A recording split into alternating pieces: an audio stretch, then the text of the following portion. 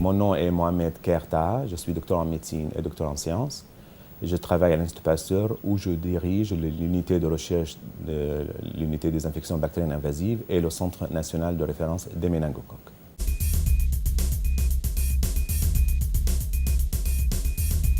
Le méningocoque est une bactérie qui se trouve uniquement chez l'homme. Et la porte d'entrée et le lieu d'habitation de cette bactérie, c'est notre gorge. La transmission de cette bactérie se fait par gouttelettes de salive d'une personne à une autre, mais faut-il une distance quand même assez courte, c'est moins d'1 mètre et un contact au moins d'1 heure. Elle peut se trouver dans la gorge chez beaucoup de gens, 10% de la population générale, sans aucun symptôme. Certaines bactéries, chez certains sujets, peuvent effectivement devenir invasives et font une infection invasive. Le nombre de cas par an en France, c'est 700 cas. Ça veut dire qu'on a à peu près 1 cas par 100 000 habitants par an. Pendant la phase de passage dans le sang, l'infection dans le sang, les symptômes sont beaucoup moins spécifiques. Ça peut ressembler à une grippe qui est mal tolérée. Donc nous souhaitons qu'on puisse faire le diagnostic au plus vite, pendant ce stade-là, avant l'arrivée de la bactérie dans cette enveloppe qui est les méninges.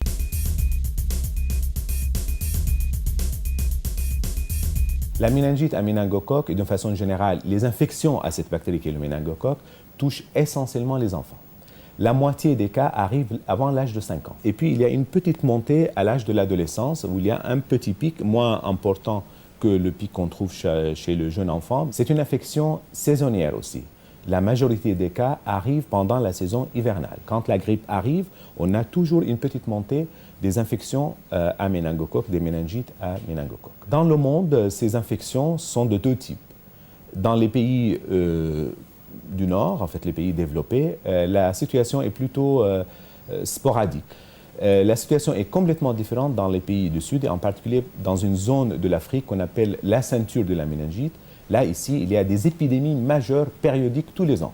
De façon générale, la mortalité liée à cette bactérie est de l'ordre de 10%.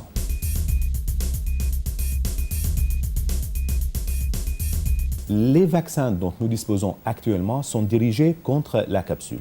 Nous avons actuellement des vaccins contre 4 groupes qui sont le A, le C, le Y et le W135. Selon l'épidémiologie, selon le nombre de cas liés à un certain groupe de méningocoques, on utilise le vaccin correspondant. Donc on essaye de tailler sur mesure la vaccination en fonction de l'épidémiologie.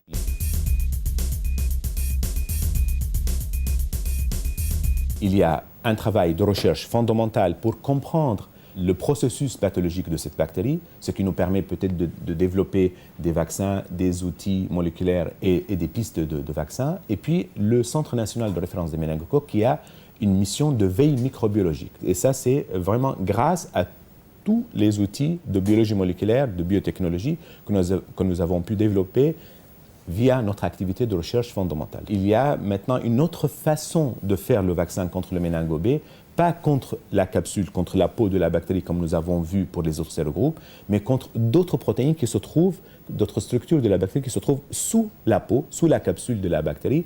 Et ça, c'est l'objet de beaucoup de recherches dans le monde. Et nous espérons un vaccin dans les 2 à 3 années à venir.